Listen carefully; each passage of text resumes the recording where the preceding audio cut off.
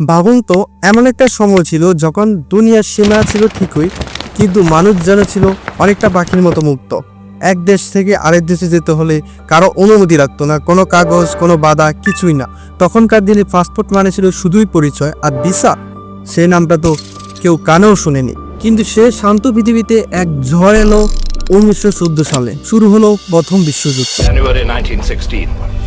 140,000 men were assembling for the attack. In our wood, the front trenches will be taken in the first minutes. For 3 hours, the German heavy guns at 7 in the morning.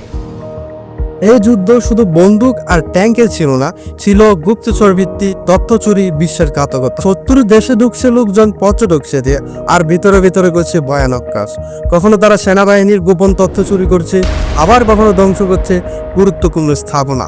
এইসব দেখে দেশগুলো এক সিদ্ধান্তে পৌঁছালো, আর না, প্রত্যেকটি মানুষকে সীমান্ত পার হওয়ার আগে চিন্তা হবে, যাচাই করতে হবে। তখনই 1917 সালের দিকে ইউরোপের কিছু দেশ ভিসা নামের একটা নিয়ম চালু করে। শুরুতেই সেটা ছিল সাময়িক যুদ্ধের জন্য, কিন্তু যুদ্ধ শেষ হতেই বোঝা গেল এটা ছাড়া নিরাপত্তা ঠিক রাখা যাবে না। 1920 সালে প্রথম বিশ্বযুদ্ধের শেষে লিগ অফ নেশন নামে একটি সংগঠন জন্ম নেয়।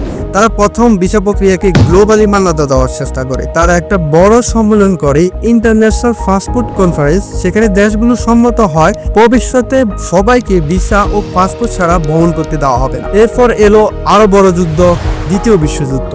এবার শুধু গুপ্তচর না, ভিসা ব্যবহৃত হলো বিপ্লবী, বিদ্রোহী, এমনকি শরণার্থীদের থামাতেও। তখন থেকেই শুরু হলো ব্যাকগ্রাউন্ড চেক, রাজনৈতিক চিন্তাধারা যাচাই, এক এক দেশের এক এক রকম কড়াকড়ি। 1945 সালে যুদ্ধ শেষে তৈরি হলো ইউনাইটেড নেশন বা জাতিসংঘ।